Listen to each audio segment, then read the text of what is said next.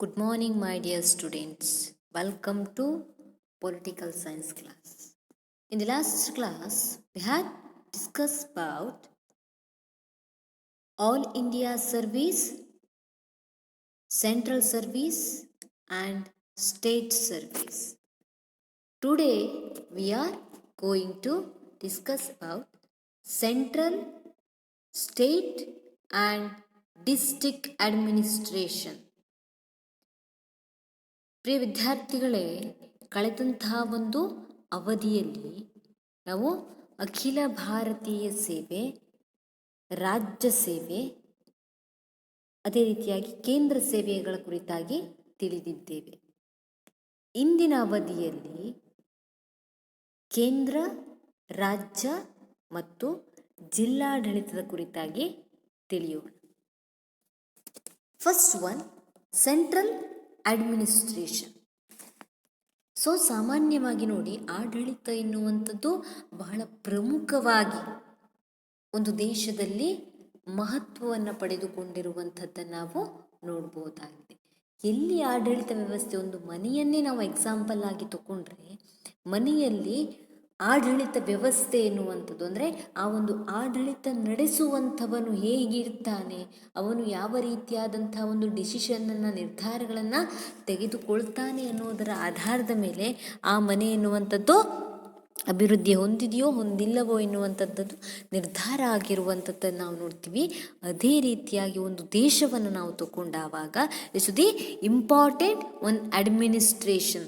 ಆಡಳಿತ ಎನ್ನುವಂಥದ್ದು ಬಹಳ ಪ್ರಮುಖವಾಗಿ ಬೇಕಾಗಿರುವಂಥದ್ದನ್ನು ನಾವಿಲ್ಲಿ ನೋಡ್ಬೋದಾಗಿದೆ. ಅದರಲ್ಲಿ ನಾವು ಭಾರತೀಯ ಆಡಳಿತ ವ್ಯವಸ್ಥೆಯನ್ನು ತಗೊಂಡಾಗ ವಿಭಾಗಗಳನ್ನು ನಾವು ನೋಡ್ಬೋದಾಗಿದೆ. It's the distributions of power or division of power. ಅಧಿಕಾರ ಎನ್ನುವಂಥದ್ದು ವಿಭಾಗಗಳಾಗಿ ಹಂಚಿಕೆಯಾಗಿರುವಂಥದ್ದು ಅಥವಾ ಅಧಿಕಾರ ವಿಕೇಂದ್ರೀಕರಣಗೊಂಡಿರುವಂಥದ್ದನ್ನು ನಾವಿಲ್ಲಿ ನೋಡಬಹುದಾಗಿದೆ. ಫಸ್ಟ್ ಒನ್, ಸೆಂಟ್ರಲ್ ಅಡ್ಮಿನಿಸ್ಟ್ರೇಷನ್, ಕೇಂದ್ರ ಆಡಳಿತ. ಕೇಂದ್ರದಲ್ಲಿ ಯಾವ ರೀತಿಯಾಗಿ ಆಡಳಿತ ಎನ್ನುವಂಥದ್ದು ನಡೆಯುತ್ತೆ ಎನ್ನುವಂಥದ್ದು ಸಾಮಾನ್ಯವಾಗಿ ನಾವೇನನ್ನು ನೋಡಿದ್ದೀವಿ, ಅಧಿಕಾರ ಎನ್ನುವಂಥದ್ದು ಹಂಚಿಕೆಯಾಗಿದೆ. ಭಾರತ ಎನ್ನುವಂಥದ್ದು ಸಂಯುಕ್ತ ಮಾದರಿಯ ಸರ್ಕಾರ ವ್ಯವಸ್ಥೆಯನ್ನು ಅಳವಡಿಸಿಕೊಂಡಿದ್ದು, ಅಧಿಕಾರ ಎನ್ನುವಂಥದ್ದು ಕೇಂದ್ರ ಸರ್ಕಾರ ಮತ್ತು ರಾಜ್ಯ ಸರ್ಕಾರದಲ್ಲಿ ವಿಭಾಗಗೊಂಡಿದೆ ಎನ್ನುವಂಥದ್ದನ್ನು ನಾವು ತಿಳ್ಕೊಂಡಿದ್ದೀವಿ. ಅದೇ ರೀತಿಯಾಗಿ ಜಿಲ್ಲಾಡಳಿತದಲ್ಲೂ ಸಹಿತವಾಗಿ ಕೆಲವೊಂದಿಷ್ಟು ಅಧಿಕಾರ ನೀಡಿರುವಂಥದ್ದನ್ನು ನಾವು ನೋಡಬಹುದು. ಈಗ ಮೊದಲನೇದಾಗಿ ನಾವು ಸೆಂಟ್ರಲ್ ಅಡ್ಮಿನಿಸ್ಟ್ರೇಷನ್, ಕೇಂದ್ರ ಆಡಳಿತದ ಕುರಿತಾಗಿ ತಿಳಿಯೋಣ. Okay, first one, central administration. The central administration consists of President, Prime Minister and Council of Ministers and Secretaries to this office.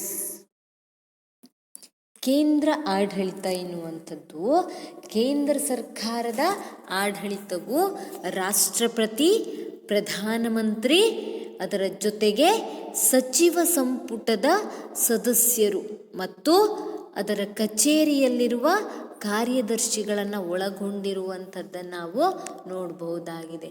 ಸಾಮಾನ್ಯವಾಗಿ ಒಂದು ರಾಷ್ಟ್ರದ ಆಡಳಿತ ಎನ್ನುವಂಥದ್ದು ಡಿಪೆಂಡ್ ಆಗಿರುವಂಥದ್ದು ಅಥವಾ ಅಭಿವೃದ್ಧಿ ಎನ್ನುವಂಥದ್ದು ನಿರ್ಧಾರ ಆಗುವಂಥದ್ದು ಪ್ರಧಾನಮಂತ್ರಿಯ ಕೈಯಲ್ಲಿ ಇದೆ ಅಂತ ನಾವು ಹೇಳ್ತೀವಿ. ನಮ್ಮ ಕಣ್ಣಿಗೆ ಕಾಣೋದು ಪ್ರಧಾನಮಂತ್ರಿ ಮಾತ್ರ. ಆದರೆ ಪ್ರಧಾನಮಂತ್ರಿಗೂ ಸಹಿತವಾಗಿ ಒಬ್ಬರು ಸಲಹೆಗಾರರು ಇರ್ತಾರೆ ಅಂತ ನಾವು ನೋಡ್ತಾ ಹೋಗೋದಾದರೆ ಅವರೇ ಯಾರಾಗಿರ್ತಾರೆ? ಸೆಕ್ರೆಟರಿ ಅಥವಾ ಸೆಕ್ರೆಟರಿಯೇಟ್ಸ್. ಅಂದರೆ ಅಲ್ಲಿ ಸಂಪುಟ, ಸಚಿವ ಸಂಪುಟದ ಜೊತೆಗೆ ಅಲ್ಲಿ ಕಾರ್ಯದರ್ಶಿಗಳು ಇರುವಂಥದ್ದನ್ನು ನಾವು ನೋಡ್ಬೋದಾಗಿದೆ. ಕೇಂದ್ರದಲ್ಲಿ ಇರಲಿ ಅಥವಾ ರಾಜ್ಯದಲ್ಲಿ ಇರಲಿ, ಪ್ರೈಮ್ ಮಿನಿಸ್ಟರ್ ಇರಲಿ ಅಥವಾ ಚೀಫ್ ಮಿನಿಸ್ಟರ್ ಇರಲಿ, ಅದರ್ ಮಿನಿಸ್ಟರ್ಸ್ ಯಾರಾದರೂ ಸಹಿತ ಮಂತ್ರಿಮಂಡಲದವರಿಗೆ ಮತ್ತು ಪ್ರಧಾನಮಂತ್ರಿಗೂ ಸಹಿತವಾಗಿ ಒಬ್ಬ ಸಲಹೆಗಾರರು ಎನ್ನುವಂಥವರು ಇರ್ತಾರೆ. ಇಷ್ಟು ದಿ ಗೈಡೆನ್ಸ್, ಅವರಿಗೆ ಗೈಡ್ ಮಾಡಲಿಕ್ಕೆ, ಸಲಹೆಯನ್ನು ನೀಡಲಿಕ್ಕೆ ಒಬ್ಬರು ಇರುವಂಥದ್ದನ್ನು ನಾವು ನೋಡ್ತೀವಿ. ಕೇಂದ್ರ ಆಡಳಿತ ಅಂತಂದರೆ ಯಾರ್ಯಾರು ಬರ್ತಾರಪ್ಪ ಅಂತಂದರೆ ಫಸ್ಟ್ ಸಿಟಿಜನ್ ಆಫ್ ಇಂಡಿಯಾ, ಭಾರತದ ಮೊದಲ ಪ್ರಜೆಯಾದಂತಹ ರಾಷ್ಟ್ರಪತಿಯವರು ಬರ್ತಾರೆ. To the real executive head, ನೈಜ ಕಾರ್ಯಾಂಗದ ಮುಖ್ಯಸ್ಥರಾದಂಥ prime minister and council of ministers, ಪ್ರಧಾನಮಂತ್ರಿಯನ್ನೊಳಗೊಂಡಂಥ ಮಂತ್ರಿಮಂಡಲ, and secretaries to this office. ಅದೇ ರೀತಿಯಾಗಿ ಕಾರ್ಯದರ್ಶಿಗಳ ಕಚೇರಿ ಎನ್ನುವಂಥದ್ದು, ಸಂಪುಟ ಕಾರ್ಯದರ್ಶಿಯ ಸಚಿವಾಲಯ ಎನ್ನುವಂಥದ್ದು ಇಲ್ಲಿ ಬರುವಂಥದ್ದನ್ನು ನಾವು ನೋಡ್ತೀವಿ. ಪ್ರಧಾನಮಂತ್ರಿಗಳು ಬರ್ತಾರೆ, ರಾಷ್ಟ್ರಪತಿಗಳು ಬರ್ತಾರೆ, ಸಚಿವ ಸಂಪುಟದವರು ಬರ್ತಾರೆ. ಅದರ ಜೊತೆಗೆ ಇವರೆಲ್ಲರಿಗೂ ಸಹ ಸಲಹೆಯನ್ನು ನೀಡಲಿಕ್ಕೆ ಸಂಪುಟದವರಿಗೆ ಸಲಹೆಯನ್ನು ನೀಡಲಿಕ್ಕೆ ಕಾರ್ಯದರ್ಶಿಗಳು ಇರ್ತಾರೆ, ಅಥವಾ ಆ ಒಂದು ಕಾರ್ಯದರ್ಶಿಗಳನ್ನು ಎಲ್ಲವನ್ನ ಸೇರಿಸಿ ನಾವು ಸಚಿವಾಲಯ ಅಂತ ಕರಿತೀವಿ. ಅವರನ್ನೇ ಕೇಂದ್ರ ಸಚಿವಾಲಯ, ಕ್ಯಾಬಿನೆಟ್ ಸೆಕ್ರೆಟರೇಟ್ ಅಂತ ಕರೆಯುವಂಥದ್ದು. ಈ ಸಚಿವ ಸಂಪುಟದವರು ಬರುವಂಥದ್ದನ್ನು ಇಲ್ಲಿ ನಾವು ನೋಡ್ಬೋದಾಗಿದೆ. ಇದನ್ನೇ ಸೆಂಟ್ರಲ್ ಅಡ್ಮಿನಿಸ್ಟ್ರೇಷನಲ್ಲಿ ಇವರು ಸೇರಿಸಿ ಇವರನ್ನು ನಾವು ಸೆಂಟ್ರಲ್ ಅಡ್ಮಿನಿಸ್ಟ್ರೇಷನ್ ಅಂತ ಕರಿತೀವಿ. ಸೊ ಇಲ್ಲಿ ನಾವು ಸ್ಟಡಿ ಮಾಡುವಂಥದ್ದು ಅಡ್ಮಿನಿಸ್ಟ್ರೇಷನ್, ಆಡಳಿತದ ಬಗ್ಗೆ ನೋಡ್ತೀವಿ. ಹಾಗಾಗಿ ನಮಗೆ ಇಲ್ಲಿ ಸ್ಟಡಿಗೆ ಪ್ರೆಸಿಡೆಂಟ್ ಬೇಡ, ಪ್ರೈಮ್ ಮಿನಿಸ್ಟರ್ ಬೇಡ, ಕೌನ್ಸಿಲ್ ಆಫ್ ಮಿನಿಸ್ಟರ್ಸ್ ಬೇಡ. ಈಗ ನಾವು ಇಂಪಾರ್ಟೆಂಟ್ ಆಗಿ ಅಡ್ಮಿನಿಸ್ಟ್ರೇಷನ್ ಬಗ್ಗೆ ನೋಡ್ತಾ ಇದ್ದೀವಿ, ಆಡಳಿತದ ಬಗ್ಗೆ ನೋಡ್ತಾ ಇದ್ದೀವಿ. ಆ ಆಡಳಿತ ಮೂಲಕ್ಕೆ ಕಾರಣ ಆದಂಥವರು, ಆಡಳಿತ ವ್ಯವಸ್ಥೆಗೆ ಮೂಲ ತಳಪಾಯ ಹಾಕುವಂಥವ್ರು ಯಾರಿರ್ತಾರೆ? Cabinet secretariat or central secretariat. ಕೇಂದ್ರ ಸಚಿವಾಲಯದಲ್ಲಿ ಬರುವಂಥ ಕಾರ್ಯದರ್ಶಿಗಳ ಕುರಿತಾಗಿ ಅಥವಾ ಆ ಒಂದು ಡಿಪಾರ್ಟ್ಮೆಂಟ್ ಕುರಿತಾಗಿ ನಾವು ತಿಳಿಯೋಣ. ಫಸ್ಟ್ ಸೆಂಟ್ರಲ್ ಸೆಕ್ರೆಟರೇಟ್, ಕೇಂದ್ರ ಸಚಿವಾಲಯ. ಈಗ ನಮಗೆ ಪ್ರೈಮ್ ಮಿನಿಸ್ಟರ್, ಪ್ರೆಸಿಡೆಂಟ್, ಕ್ಯಾಬಿನೆಟ್ ಯಾವುದೂ ಬೇಡ. ಈಗ ನಮಗೆ ಬೇಕಾಗಿರುವಂಥದ್ದು ಸೆಂಟ್ರಲ್ ಸೆಕ್ರೆಟರೇಟ್, ಅಂದರೆ ಕೇಂದ್ರ ಸಚಿವಾಲಯದ ಕುರಿತಾಗಿ ನಾವು ತಿಳಿಯೋಣ. ಈ ಕೇಂದ್ರ ಸಚಿವಾಲಯ ಎನ್ನುವಂಥದ್ದು ಯಾರಿಗೆ ಅಡ್ವೈಸ್ ಮಾಡುವಂಥದ್ದು ಅಥವಾ ಗೈಡ್ ಮಾಡುವಂಥದ್ದು, ಸಲಹೆಯನ್ನು ನೀಡ್ತಾರೆ? ಈ ಮೂವರು ಯಾರಿಗೆ? President, prime minister and council of ministers ಯಾರಿರ್ತಾರೋ ಅವರಿಗೆ ಕ್ಯಾಬಿನೆಟ್ಗೆ ಸಲಹೆಯನ್ನು ನೀಡಲಿಕ್ಕೆ ಇರುವಂಥವರು. So cabinet secretariat. The word secretariat means office of the secretaries. For the purpose of administration, the government of India is divided into ministry and department, which consist to the central secretariat. ಸಚಿವಾಲಯ ಅಂತಂದರೆ ಕಾರ್ಯದರ್ಶಿಯವರ ಕಚೇರಿ. ಕಾರ್ಯದರ್ಶಿಗಳು ಯಾರು ಕಾರ್ಯದರ್ಶಿ ಅಂತಂದರೆ ಯಾರಿಗೆ advice ಮಾಡಲಿಕ್ಕೆ ಇರುವಂಥವರು? ಪ್ರಧಾನಮಂತ್ರಿ, ರಾಷ್ಟ್ರಪತಿ ಮತ್ತು ಸಚಿವ ಸಂಪುಟಕ್ಕೆ ಸಲಹೆಯನ್ನು ನೀಡಲಿಕ್ಕೆ. His appoints to the government. ಇವರನ್ನು ಯಾರು ನೇಮಕ ಮಾಡಿರ್ತಾರೆ? ಸಚಿವಾಲಯದಲ್ಲಿ ಇರುವಂಥವರನ್ನು ಜನರು ಆಯ್ಕೆ ಮಾಡಿರೋದಿಲ್ಲ. ಸರ್ಕಾರ ಎನ್ನುವಂಥದ್ದು ಎಕ್ಸಾಮ್ಸನ್ನು ನಡೆಸಿ ಅದರಲ್ಲಿ ಪಾಸಾದಂಥವರು ಯಾರಿರ್ತಾರೆ, ಎಲಿಜಿಬಲ್ ಯಾರಿರ್ತಾರೆ ಅಂಥವರನ್ನು ಸೆಕ್ರೆಟರೇಟ್ ಅಂದರೆ ಸೆಕ್ರೆಟರಿಗಳಾಗಿ ಆಯಾ ಒಂದು ಡಿಪಾರ್ಟ್ಮೆಂಟಿಗೆ ಆಯಾ ಕಾರ್ಯದರ್ಶಿಗಳು ಇರ್ತಾರೆ, ಅವರನ್ನು ಅಪಾಯಿಂಟ್ ಮಾಡಿರ್ತಾರೆ. ಅವರು ಎಲ್ಲಿ ವರ್ಕ್ ಮಾಡ್ತಾರೆ? To the secretariat. ಅವರೇ ಎಲ್ಲಿ ಕೆಲಸ ಮಾಡುವಂಥವರು? ಕೇಂದ್ರ ಸಚಿವಾಲಯದಲ್ಲಿ ಕೆಲಸ ಮಾಡುವಂಥದ್ದನ್ನು ನಾವಿಲ್ಲಿ ನೋಡ್ಬೋದಾಗಿದೆ. ಆಡಳಿತದ ಉದ್ದೇಶದಿಂದ ಸರ್ಕಾರವನ್ನು ಸಚಿವರು ಮತ್ತು ಇಲಾಖೆಗಳೆಂದು ವಿಭಾಗಗಳನ್ನು ಮಾಡಿರುವಂಥದ್ದನ್ನು ನಾವು ನೋಡ್ಬೋದು. ಇವೆರಡನ್ನೂ ಸೇರಿಸಿ ಕೇಂದ್ರ ಸಚಿವಾಲಯವೆಂದು ಕರೆಯುವಂಥದ್ದನ್ನು ನಾವು ನೋಡ್ತೀವಿ. ಇಲ್ಲಿ ಸರ್ಕಾರದ ಸಚಿವರು ಸಹ ಇರ್ತಾರೆ, ಜೊತೆಗೆ ಸರ್ಕಾರದಿಂದ ನೇಮಿಸಲ್ಪಟ್ಟಂಥ ಕಾರ್ಯದರ್ಶಿಗಳು ಸಹ ಇರ್ತಾರೆ. ಈ ಎರಡನ್ನು ಸೇರಿಸಿ ಸೆಕ್ರೆಟರೇಟ್, ಸೆಂಟ್ರಲ್ ಸೆಕ್ರೆಟರೇಟ್, ಕೇಂದ್ರ ಸಚಿವಾಲಯ ಎಂದು ಕರೆದಿರುವಂಥದ್ದನ್ನು ನಾವಿಲ್ಲಿ ನೋಡ್ಬೋದಾಗಿದೆ.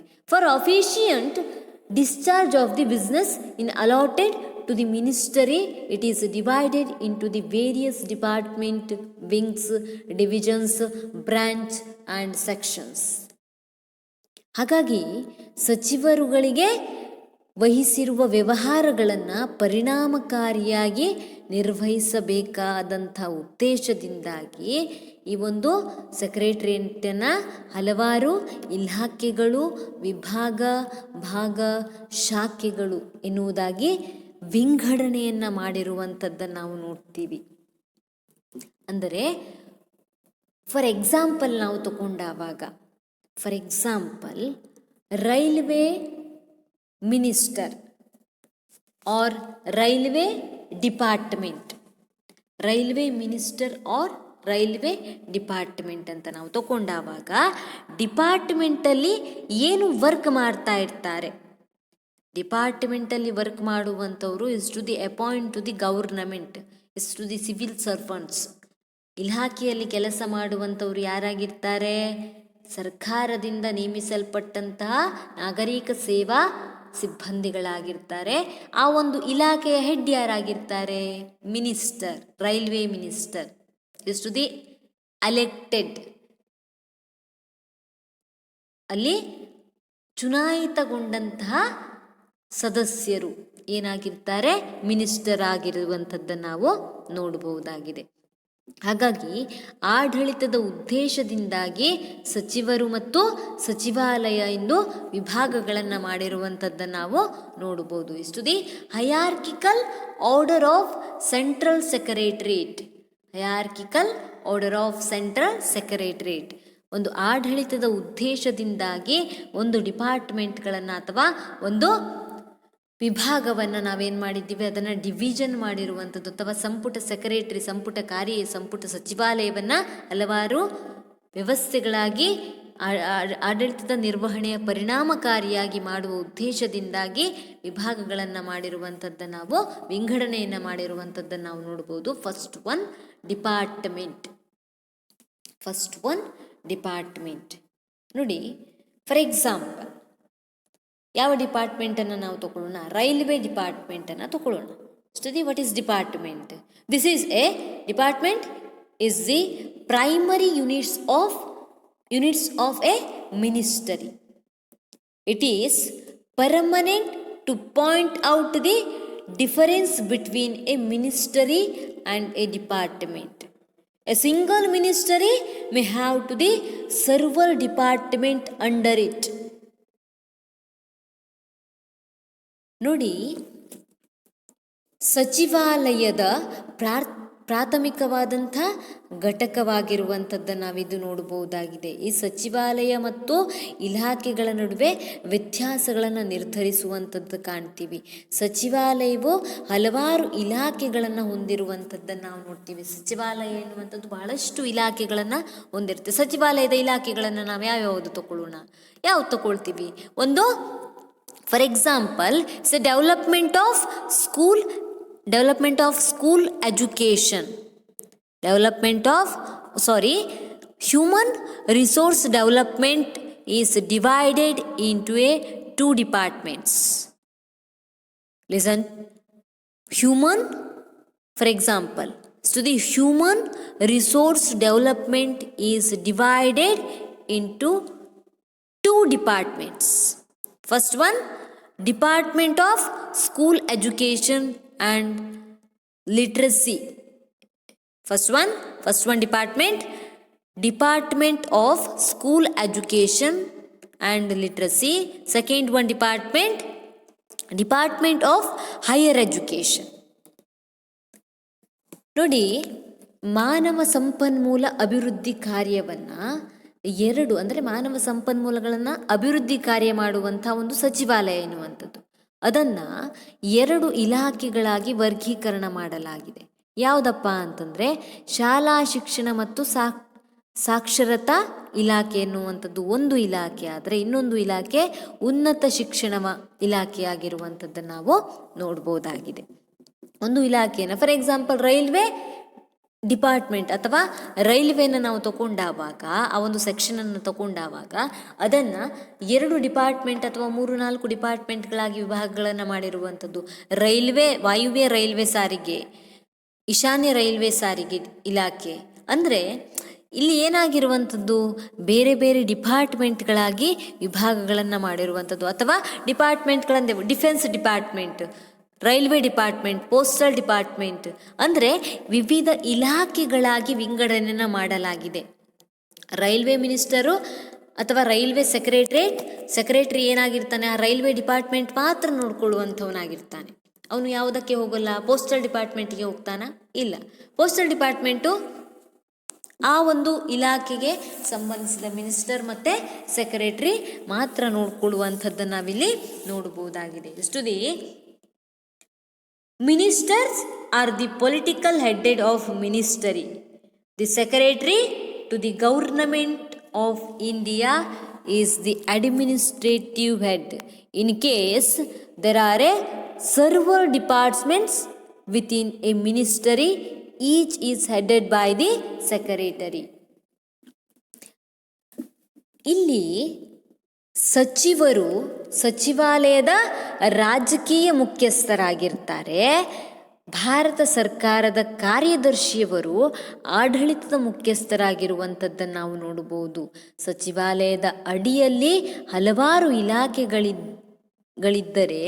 ಪ್ರತಿಯೊಂದಕ್ಕೂ ಕಾರ್ಯದರ್ಶಿಯವರು ಮುಖ್ಯಸ್ಥರಾಗಿರುವಂಥದ್ದನ್ನು ನಾವು ನೋಡಬಹುದಾಗಿದೆ.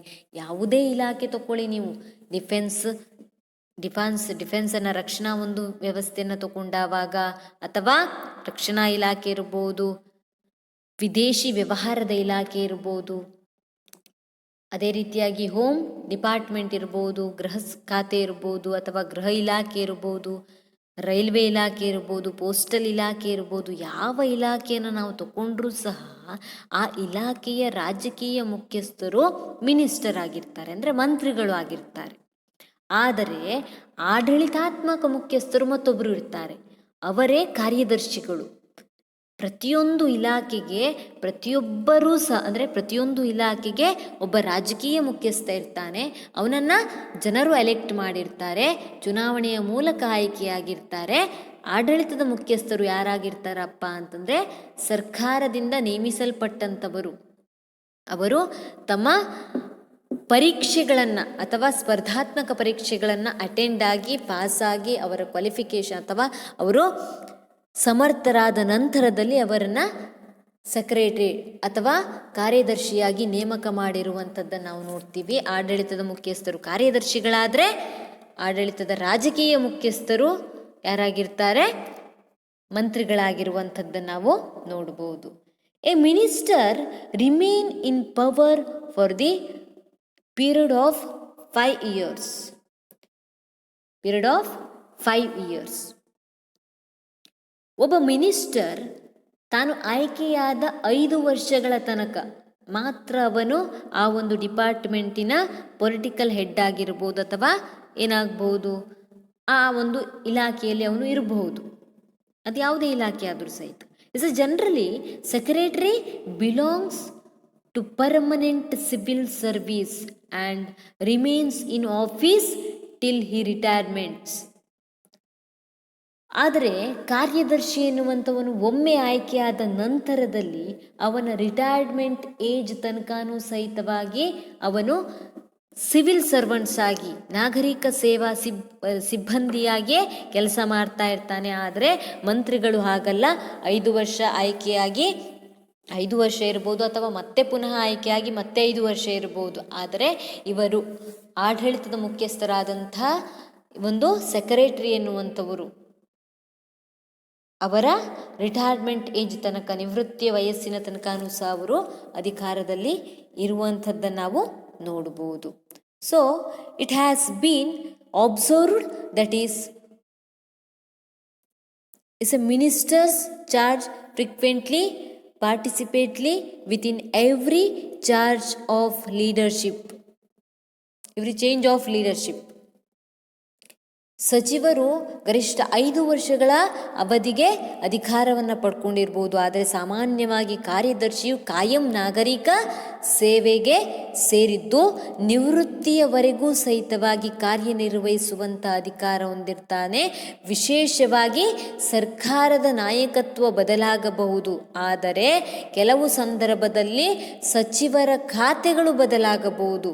ಆದರೂ ಸಹಿತ ಕಾರ್ಯದರ್ಶಿಯು ಸಚಿವಾಲಯದ ಆಡಳಿತದ ಮುಖ್ಯಸ್ಥನಾಗಿ ದೀರ್ಘಕಾಲ ಅಧಿಕಾರವನ್ನು ಅನುಭವಿಸುವಂಥದ್ದನ್ನು ನಾವು ನೋಡಬಹುದಾಗಿದೆ. ಅಂದರೆ ಪ್ರತಿಯೊಬ್ಬ ಸಾಮಾನ್ಯವಾಗಿ ನಾವು ಇದನ್ನು ಅರ್ಥೈಸಿ ಏನ್ಕೊಳ್ಬೋದು ಅಂತಂದರೆ, ಡಿಪಾರ್ಟ್ಮೆಂಟ್ ಅಂತಂದರೆ ಪ್ರತಿಯೊಂದು ಡಿಪಾರ್ಟ್ಮೆಂಟ್ಗಳು ಅಥವಾ ಇಲಾಖೆಗಳು ಇರುತ್ತೆ. Railway department, postal department, educational department, external affairs department, defence department, ಈ ಎಲ್ಲ ಡಿಪಾರ್ಟ್ಮೆಂಟಿಗೆ ಪ್ರತಿಯೊಂದು ಮಿನಿಸ್ಟರ್, ಮಂತ್ರಿಗಳು ಇರ್ತಾರೆ. ಪ್ರತಿಯೊಂದು ಇಲಾಖೆಗೆ ಮಂತ್ರಿಗಳು ರಾಜಕೀಯ ಮುಖ್ಯಸ್ಥರಾಗಿದ್ದರೆ ಅವರಿಗೆ ಸಲಹೆಯನ್ನು ನೀಡಲಿಕ್ಕೆ to the secretary, appoint to the secretary, ಅವರನ್ನು ಕಾರ್ಯದರ್ಶಿಗಳನ್ನು ಈ ಮಂತ್ರಿಗಳಿಗೆ ಸಲಹೆಯನ್ನು ನೀಡಲಿಕ್ಕೆ ನೇಮಕ ಮಾಡಿರ್ತಾರೆ. ಅವರು ಆಡಳಿತದ ಮುಖ್ಯಸ್ಥರು ಆಗಿರ್ತಾರೆ. Is to the secretary, is to the department head. ಇಲ್ಲಿ ಸೆಕ್ರೆಟರಿ ಯಾರಿರ್ತಾನೋ ಆ ಒಂದು ಡಿಪಾರ್ಟ್ಮೆಂಟಿನ ಇಲಾಖೆಯ ಮುಖ್ಯಸ್ಥನಾಗಿರ್ತಾನೆ. ಯಾರು? ಕಾರ್ಯದರ್ಶಿ. ಡಿಪಾರ್ಟ್ಮೆಂಟ್ನ ಮುಖ್ಯಸ್ಥರು ಯಾರಾಗಿರ್ತಾರೆ? ಕಾರ್ಯದರ್ಶಿಗಳು ಅಥವಾ ಇಲಾಖೆಯ ಮುಖ್ಯಸ್ಥರು ಕಾರ್ಯದರ್ಶಿಗಳು ಆಗಿರುವಂಥದ್ದು ನಾವು ನೋಡ್ಬೋದು. Second one wing. Second one wing, ಭಾಗ. This is the depending upon the value of work in ministry, one or more wing can be a setup. An additional secretary or joint secretary is in charge of the wing, is given independence, charge subject to the overall responsibilities of secretary. ಇಲಾಖೆಗಳನ್ನು ಆಡಳಿತದ ಅನುಕೂಲಕ್ಕಾಗಿ ಕೆಲವೊಂದಿಷ್ಟು ಭಾಗಗಳಾಗಿ ವಿಂಗಡಣೆ ಮಾಡಲಾಗಿರುತ್ತೆ. ಸಚಿವಾಲಯದ ಕಾರ್ಯದ ಭಾರವನ್ನು ಆಧರಿಸಿ ಒಂದು ಅಥವಾ ಅದಕ್ಕಿಂತ ಹೆಚ್ಚಿನ ಭಾಗಗಳನ್ನಾಗಿ ಮಾಡಲಾಗಿರುವುದು.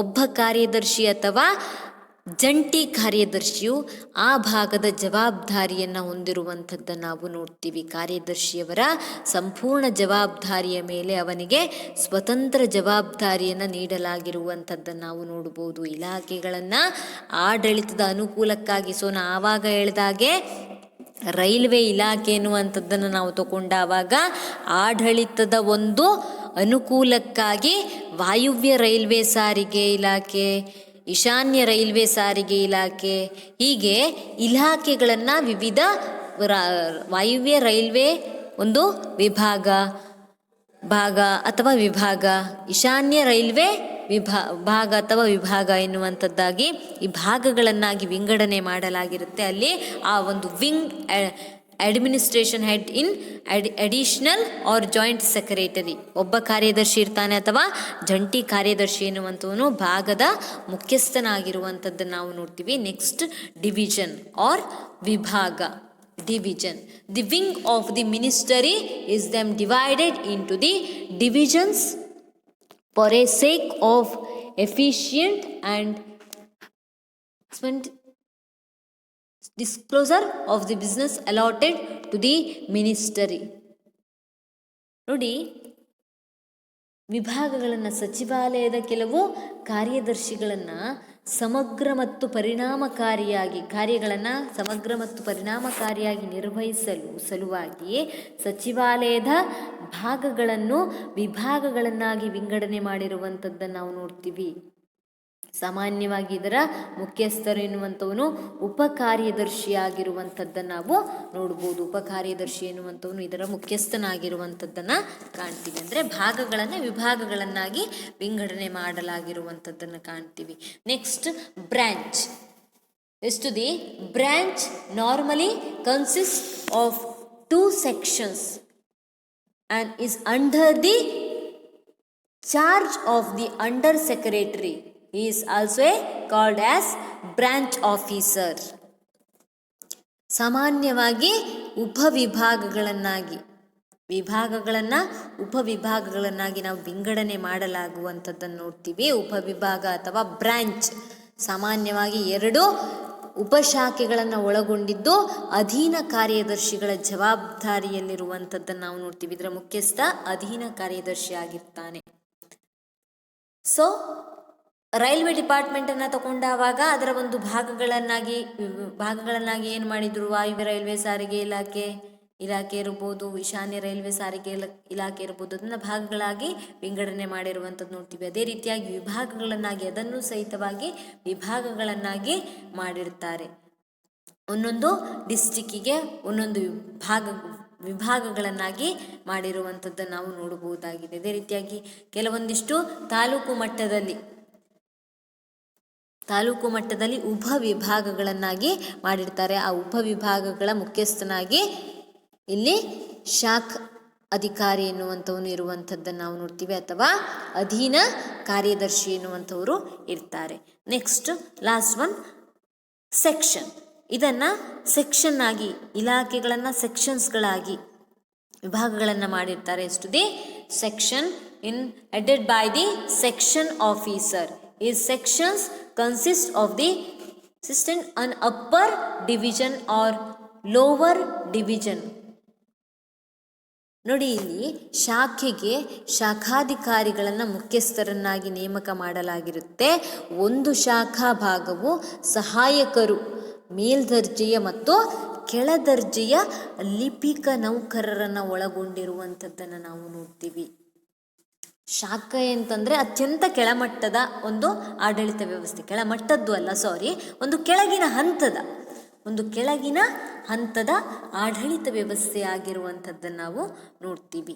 ಹಾಗಾಗಿ ಒಂದು ವ್ಯವಸ್ಥೆಯನ್ನು, ಸಚಿವಾಲಯವನ್ನು ನಾವು ತಗೊಂಡಾಗ ಒಂದು ಆಡಳಿತದ ಅನುಕೂಲಕ್ಕಾಗಿ ಒಂದು ಹಯಾರ್ಕಿಕಲ್ ಆರ್ಡರಲ್ಲಿ ಒಂದು ಅಧಿಕಾರವನ್ನು ವಿಭಾಗಗಳನ್ನು ಮಾಡಿರುವಂಥದ್ದನ್ನು, ವಿಂಗಡಣೆ ಮಾಡಿರುವಂಥದ್ದನ್ನು ನಾವು ನೋಡ್ತೀವಿ. First one department, wing, division, branch and section.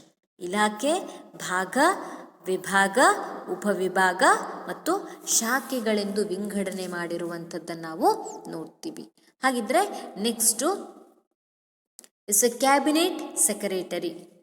ಇವಿಷ್ಟು ಸೆಕ್ರೆಟರೇಟ್ಗೆ ಸಂಬಂಧಪಟ್ಟಿರುವಂಥದ್ದು, ಸಚಿವಾಲಯಕ್ಕೆ ಸಂಬಂಧಪಟ್ಟಿರುವಂಥದ್ದು. ಈಗ ನೆಕ್ಸ್ಟ್ ಬರುವಂಥದ್ದು ಕ್ಯಾಬಿನೆಟ್ ಸೆಕ್ರೆಟರಿ, ಸಂಪುಟ ಕಾರ್ಯದರ್ಶಿ ಎನ್ನುವಂಥವ್ರು ಬರ್ತಾರೆ. ಹಾಗಿದ್ರೆ ಯಾರಪ್ಪ ಈ ಸಂಪುಟ ಕಾರ್ಯದರ್ಶಿ ಅಂತಂದರೆ? ಸಂಪುಟ ಕಾರ್ಯದರ್ಶಿ ಎನ್ನುವಂಥವರು ಏನಾಗಿರುವಂಥದ್ದು, ಇಲಾಖೆ ಅಥವಾ ಕೇಂದ್ರ ಸಚಿವಾಲಯದ ಮುಖ್ಯಸ್ಥರು ಸಹ ಆಗಿರ್ತಾರೆ. ಅದೇ ರೀತಿಯಾಗಿ ಅಡ್ಮಿನಿಸ್ಟ್ರೇಷನ್ ಹೆಡ್, ಆಡಳಿತದ ಮುಖ್ಯಸ್ಥರು ಸಹ ಆಗಿರ್ತಾರೆ. Cabinet secretariat functions under the leadership of Prime Minister at the political level and Cabinet Secretary at the administrative level. The Cabinet Secretary is down from the senior most officers of the Indian Administrative Service. ಸಂಪುಟ ಕಾರ್ಯದರ್ಶಿ, ಸಂಪುಟ ಸಚಿವಾಲಯವು ರಾಜಕೀಯ ಹಂತದಲ್ಲಿ ಪ್ರಧಾನಮಂತ್ರಿಗಳ ನಾಯಕತ್ವದಲ್ಲಿ ಮತ್ತು ಆಡಳಿತದ ಹಂತದಲ್ಲಿ ಸಂಪುಟ ಕಾರ್ಯದರ್ಶಿಗಳ ನಾಯಕತ್ವದಲ್ಲಿ ಕಾರ್ಯನಿರ್ವಹಿಸುವಂಥದ್ದನ್ನು ನಾವು ನೋಡ್ತೀವಿ. ಸಂಪುಟ ಕಾರ್ಯದರ್ಶಿ ಎನ್ನುವಂಥವನು ಏನಾಗಿರ್ತಾನೆ, ಭಾರತದ ಒಂದು ಆಡಳಿತ ಸೇವೆಯಲ್ಲಿರುವ ಹಿರಿಯ ಶ್ರೇಣಿಯಲ್ಲಿ ಇರುವಂಥ ಅಧಿಕಾರಿಯಾಗಿರ್ತಾನೆ. ಮೇಲ್ಹಂತದ ಶ್ರೇಷ್ಠ ಅಧಿಕಾರಿಯಾಗಿರುವಂಥದ್ದನ್ನು ನಾವು ನೋಡಬಹುದಾಗಿದೆ. ಇವನ ಒಂದು ಆಡಳಿತ ವ್ಯವಸ್ಥೆಯಲ್ಲಿ ಇವನ ಹಂತ ಎನ್ನುವಂಥದ್ದು ಅತ್ಯುನ್ನತವಾಗಿರುತ್ತೆ. ರಾಷ್ಟ್ರದ ಮುಖ್ಯಸ್ಥ ಅಥವಾ ರಾಷ್ಟ್ರದ ನೈಜ ಮುಖ್ಯಸ್ಥ ಯಾರಪ್ಪ ಅಂತಂದರೆ ನಾವು ಪ್ರಧಾನಮಂತ್ರಿಗಳು ಅಂತ ಕರಿತೀವಿ. ರಾಷ್ಟ್ರದ ರಾಜಕೀಯ ಮುಖ್ಯಸ್ಥ ಆಗಿರ್ತಾರೆ ಪ್ರಧಾನಮಂತ್ರಿಗಳು. ಆದರೆ ರಾಷ್ಟ್ರದ ಆಡಳಿತಾತ್ಮಕ ಮುಖ್ಯಸ್ಥರು ಯಾರಾಗಿರ್ತಾರಪ್ಪ ಅಂತಂದರೆ ಕ್ಯಾಬಿನೆಟ್ ಸೆಕ್ರೆಟರಿ, ಸಂಪುಟ ಕಾರ್ಯದರ್ಶಿಗಳು ಆಗಿರುವಂಥದ್ದನ್ನು ನಾವು ನೋಡಬಹುದಾಗಿದೆ. ಇವರು ಯಾರಿಗೆ ಸಲಹೆಯನ್ನು ನೀಡ್ತಾರಪ್ಪ ಅಂತಂದರೆ the advice to the prime minister, ಪ್ರಧಾನಮಂತ್ರಿಗಳಿಗೆ ಸಲಹೆಯನ್ನು ನೀಡುವುದರ ಜೊತೆಗೆ ಇಡೀ ಒಂದು ದೇಶದ ಆಡಳಿತ ವ್ಯವಸ್ಥೆಯನ್ನು ನೋಡಿಕೊಳ್ಳುವ ಸಂಪೂರ್ಣವಾದಂಥ ಹೊಣೆಗಾರಿಕೆ ಎನ್ನುವಂಥದ್ದು ಸಂಪುಟ ಕಾರ್ಯದರ್ಶಿಯ ಮೇಲೆ ಇರುವಂಥದ್ದನ್ನು ನಾವು ನೋಡ್ತೀವಿ. ರೋಲ್ ಆಫ್ ಕ್ಯಾಬಿನೆಟ್ ಸೆಕ್ರೆಟರಿ, ಸಂಪುಟ ಕಾರ್ಯದರ್ಶಿಯವರ ಪಾತ್ರ ಏನು ಅಂತ ನಾವು ನೋಡ್ತಾ ಹೋದರೆ ಸಂಪುಟ ಕಾರ್ಯದರ್ಶಿಯ ಮಹತ್ವ ಏನು ಎನ್ನುವಂಥದ್ದು ನಮಗೆ ಗೊತ್ತಾಗುತ್ತೆ. The main functions of the cabinet secretary is to provide assistance to the council of ministers.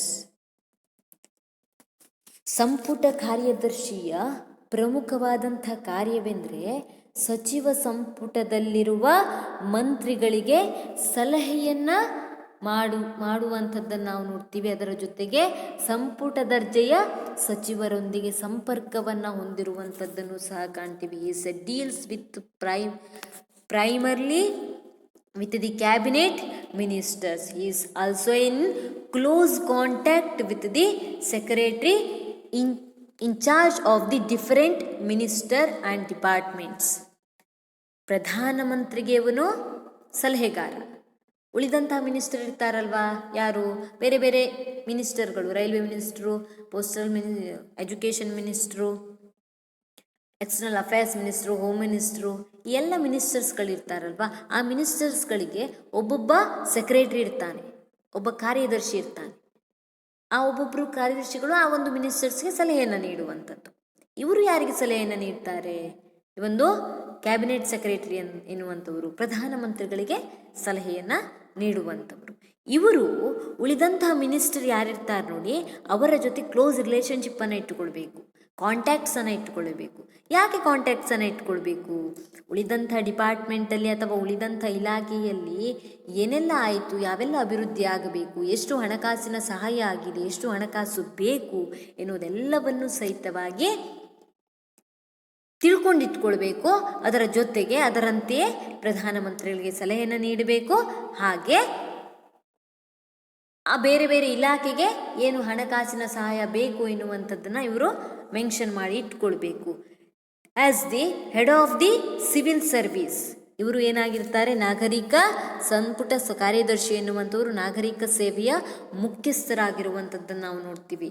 The cabinet secretary ensure the moral of the civil servants. He has acts a bridge between the political executive and the civil servants to the protect the interest of the later in situations of conflict between the two. ಕಾರ್ಯದರ್ಶಿಗಳು, ಸಂಪುಟ ಕಾರ್ಯದರ್ಶಿ ಎನ್ನುವಂಥವರು ಆಡಳಿತ ಸಿಬ್ಬಂದಿಗಳ ಕಾರ್ಯದಕ್ಷತೆ ಉನ್ನತ ಮಟ್ಟದಲ್ಲಿ ಇರುವುದನ್ನು ಖಾತ್ರಿಪಡಿಸಿಕೊಳ್ಬೇಕಾಗತ್ತೆ.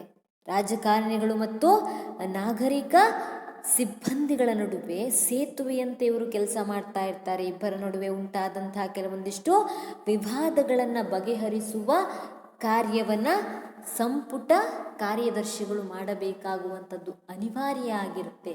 ಉಳಿದಂಥ ನಾಗರಿಕ ಸೇವಾ ಸಿಬ್ಬಂದಿಗಳ ಏನಿರ್ತಾರೆ ಅಥವಾ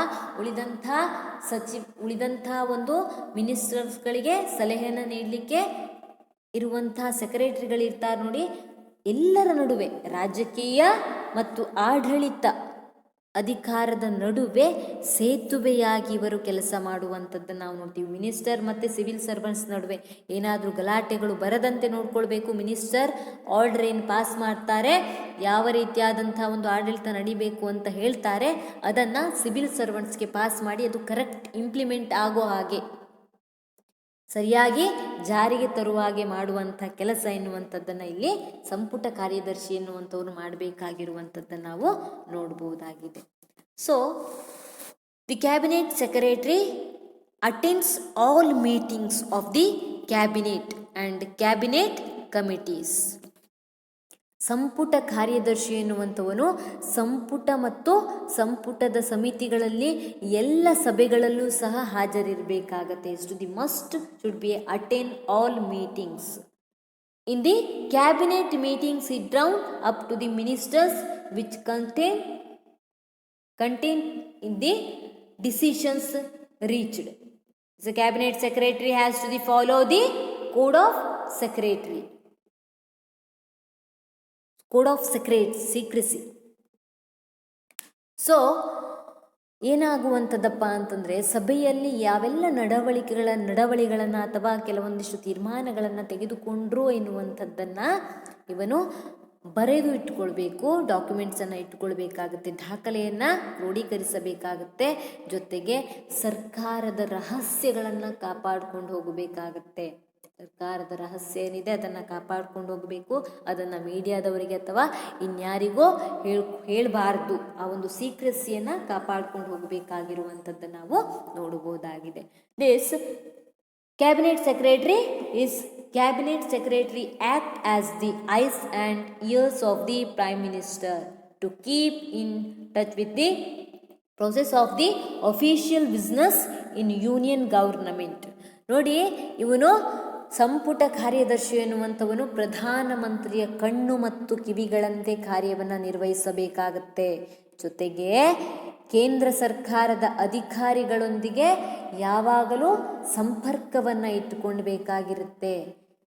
ಪ್ರಧಾನಮಂತ್ರಿಗಳು ರಾಜೀನಾಮೆಯನ್ನು ನೀಡಬಹುದು.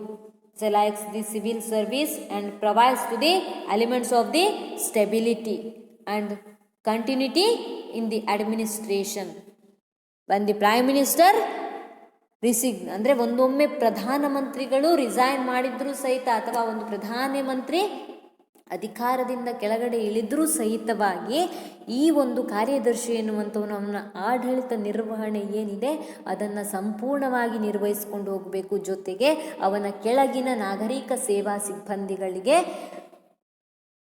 ಗೈಡೆನ್ಸನ್ನು ಕೊಡಬೇಕು. ಕೆಲವೊಂದಿಷ್ಟು ಕೆಲಸವನ್ನು ನಿರ್ವಹಿಸುವಂತೆ ನೋಡ್ಕೊಂಡು ಹೋಗಬೇಕು. ಆಡಳಿತದಲ್ಲಿ ಸ್ಥಿರತೆ ಮತ್ತು ನಿರಂತರತೆಯನ್ನು ಕಾಪಾಡಿಕೊಂಡು ಹೋಗುವಂಥ ಜವಾಬ್ದಾರಿ ಎನ್ನುವಂಥದ್ದು ಸಂಪುಟ ಕಾರ್ಯದರ್ಶಿಯ ಮೇಲೆ ಇರುವಂಥದ್ದನ್ನು ನಾವು ನೋಡಬಹುದಾಗಿದೆ. ಒಂದೊಮ್ಮೆ ಸರ್ಕಾರ ಬಿದ್ದೋಗಿ 6 ತಿಂಗಳ ನಂತರ ಅಥವಾ 6 ತಿಂಗಳ ಒಳಗಾಗಿ ಒಂದು 3 ತಿಂಗಳ ಹೀಗೆ ಯಾವುದೇ ಪ್ರಧಾನಮಂತ್ರಿ ಇಲ್ಲದೆ ಇದ್ದರೂ ಸಹಿತವಾಗಿ ಆಡಳಿತ ಎನ್ನುವಂಥದ್ದು ನಡ್ಕೊಂಡು ಹೋಗಲೇಬೇಕಾಗಿರುತ್ತೆ. ಆ ಆಡಳಿತದ ನಿರ್ವಹಣೆಯ ಸ್ಥಿರತೆ ಮತ್ತು ನಿರಂತರತೆ ಎನ್ನುವಂಥದ್ದು ಸಂಪುಟ ಕಾರ್ಯದರ್ಶಿಯ ಮೇಲೆ ನಿಂತಿರುವಂಥದ್ದನ್ನು ನಾವು ನೋಡ್ಬೋದು. ಹಾಗಾಗಿ this the eyes and ears of the prime minister. ಇವನು ಏನಾಗಿರ್ತಾನೆ? ಪ್ರಧಾನಮಂತ್ರಿಯ ಕಣ್ಣು ಮತ್ತು ಕಿವಿಯಾಗಿರುವಂಥದ್ದನ್ನು ನಾವು ನೋಡ್ತೀವಿ. ಪ್ರತಿಯೊಂದು ತೀರ್ಮಾನವೂ ಸಹಿತವಾಗಿ ಇವನಿಗೆ ತಿಳಿದಿರಬೇಕಾಗತ್ತೆ. ಆ ಒಂದು ಪ್ರಧಾನಮಂತ್ರಿಗೆ ಸಲಹೆಗಾರನಾಗಿ ಕೆಲಸ ಮಾಡುವಂಥದ್ದನ್ನು ನಾವು ನೋಡಬಹುದಾಗಿದೆ. So in brief, the cabinet secretary is A senior most civil servant of the country. ಅಂದರೆ ಭಾರತದಲ್ಲಿ ಅಥವಾ ಇನ್ನುಳಿದಂಥ ದೇಶದಲ್ಲಿ ಸಂಕ್ಷಿಪ್ತವಾಗಿ ಹೇಳುವುದಾದರೆ ಸಂಪುಟ ಕಾರ್ಯದರ್ಶಿ ಎನ್ನುವಂಥವನು ದೇಶದ ಅತಿ ಹಿರಿಯ ನಾಗರಿಕ ಸಿಬ್ಬಂದಿಯಾಗಿದ್ದು ಇವನ ಅಧಿಕಾರಯುತ ಕಾರ್ಯನಿರ್ವಹಣೆ ಎನ್ನುವಂಥದ್ದು ದೇಶವನ್ನು ಪ್ರಥಮ ಸ್ಥಾನಕ್ಕೆ ಕೊಂಡೊಯ್ಯುವಂಥ ಸಾಧ್ಯತೆಯೂ ಸಹ ಇರುವಂಥದ್ದನ್ನು ನಾವು ನೋಡಬಹುದಾಗಿದೆ. ಪ್ರಧಾನಮಂತ್ರಿಗೆ ಸಲಹೆಗಾರ ಅಂತಂದರೆ ದೇಶದ ನೈಜ ಮುಖ್ಯಸ್ಥನಾದಂಥ ಪ್ರಧಾನಮಂತ್ರಿಗೆ ಸಲಹೆಗಾರ ಆಗಿರ್ತಾನೆ. ಹಾಗಾಗಿ ಇವನು ನಾಗರಿಕ ಸೇವಾ ಸಿಬ್ಬಂದಿಯಲ್ಲೇ ಉನ್ನತ ಸ್ಥಾನದಲ್ಲಿದ್ದು ಇವನ ಜವಾಬ್ದಾರಿಯೂ ಸಹಿತವಾಗಿ ಉನ್ನತವಾಗಿರುವಂಥದ್ದನ್ನು ನಾವು ನೋಡ್ತೀವಿ. ಸಂಪೂರ್ಣ ದೇಶದ ಆಡಳಿತ ನಿರ್ವಹಣೆ ಮತ್ತು ಸ್ಥಿರತೆ ಎನ್ನುವಂಥದ್ದು ಸಂಪುಟ ಕಾರ್ಯದರ್ಶಿಯ ಮೇಲೆ ನಿಂತಿರುವಂಥದ್ದನ್ನು ನಾವು ನೋಡ್ಬೋದು. ಫಾರ್ ಎಕ್ಸಾಂಪಲ್, ಯಾವುದೇ ಒಂದು ಫಾರ್ ಎಕ್ಸಾಂಪಲ್ ಇಂಡಿಯಾದಲ್ಲಿ ಸರ್ಜಿಕಲ್ ಸ್ಟ್ರೈಕ್ ಆಗಿರುವಂಥದ್ದನ್ನು ನಾವು ನೋಡ್ತೀವಿ. ಸರ್ಜಿಕಲ್ ಸ್ಟ್ರೈಕ್ ಆಗತ್ತೆ ಅಂತ ಯಾರಿಗಾದರೂ ಸಹ ಗೊತ್ತಿರಲಿಲ್ಲ. ಇದು ಸೀಕ್ರೆಸಿ, ಅದನ್ನು ಸೀಕ್ರೆಟ್ ಆಗಿ ಇಟ್ಟಿದ್ರು. ಆ ಸೀಕ್ರೆಟನ್ನು ಕಾಪಾಡಿಕೊಂಡವರು ಸಹಿತ ಪ್ರೈಮ್ ಮಿನಿಸ್ಟ್ರು. ಜೊತೆಗೆ ಅವರಿಗೆ ಸಲಹೆಯನ್ನು ನೀಡಿದಂಥ ಯಾರು? Cabinet secretary. ಸಂಪುಟ ಕಾರ್ಯದರ್ಶಿಯೂ ಸಹ ಅದಕ್ಕೆ ಹೊಣೆಗಾರ ಅಥವಾ ಜವಾಬ್ದಾರನಾಗಿರ್ತಾನೆ. ಆ ಒಂದು ಗುಟ್ಟನ್ನು, ಆ ಒಂದು ಸೀಕ್ರೆಟನ್ನು ಕಾಪಾಡಿಕೊಂಡು ಹೋಗುವಂಥ ಜವಾಬ್ದಾರಿ ಮತ್ತು ಅದನ್ನು ಸರಿಯಾಗಿ ನಿರ್ವಹಿಸುವಂಥ ಜವಾಬ್ದಾರಿ, ಎಲ್ಲೂ ಸಹ ಒಂದು ಕೊರತೆಗಳಾಗದಂತೆ ನಿರ್ವಹಿಸುವಂಥ ಜವಾಬ್ದಾರಿ ಎನ್ನುವಂಥದ್ದು ಸಂಪುಟ ಕಾರ್ಯದರ್ಶಿಯ ಮೇಲೆ ಇರುತ್ತೆ. ಅಂದರೆ ಮಿನಿಸ್ಟರ್ಸ್ ಇರ್ಬೋದು ಅಥವಾ ಪ್ರೈಮ್ ಮಿನಿಸ್ಟರ್ ಇರ್ಬೋದು, ಸರ್ಕಾರ ಜನರಿಗೋಸ್ಕರ ಹಲವಾರು ಯೋಜನೆಗಳನ್ನು ಜಾರಿಗೆ ತಂದಾಗ ಆ ಯೋಜನೆ ಎನ್ನುವಂಥದ್ದು ಸರಿಯಾಗಿ ಜನರಿಗೆ ಮುಟ್ಟಿಸುವಂಥ ಕಾರ್ಯ ಎನ್ನುವಂಥದ್ದು ಇಲ್ಲಿ ಸಂಪುಟ ಕಾರ್ಯದರ್ಶಿ ಮಾಡಬೇಕಾಗತ್ತೆ. ಯಾಕಪ್ಪ ಅಂತಂದರೆ ಇವನು ಆಡಳಿತದ ಮುಖ್ಯಸ್ಥನೂ ಆಗಿರ್ತಾನೆ. ಸೊ ಇವಿಷ್ಟು ರೋಲ್ ಆಫ್ ಕ್ಯಾಬಿನೆಟ್ ಸೆಕ್ರೆಟರಿ, ಸಂಪುಟ ಕಾರ್ಯದರ್ಶಿಯ ಪಾತ್ರ. ಇವಿಷ್ಟು ಸೆಂಟ್ರಲ್ ಅಡ್ಮಿನಿಸ್ಟ್ರೇಷನ್, ಕೇಂದ್ರ ಆಡಳಿತದ ಕುರಿತಾಗಿ ನಾವು ತಿಳ್ಕೊಂಡ್ವಿ. ನೆಕ್ಸ್ಟ್ ಅವರಲ್ಲಿ state administration and district administration ಕುರಿತಾಗಿ ತಿಳಿಯೋಣ. ರಾಜ್ಯಾಡಳಿತ ಮತ್ತು ಜಿಲ್ಲಾಡಳಿತದ ಕುರಿತಾಗಿ ಮುಂದಿನ ಒಂದು ಅವಧಿಯಲ್ಲಿ ತಿಳಿಯೋಣ. Thank you.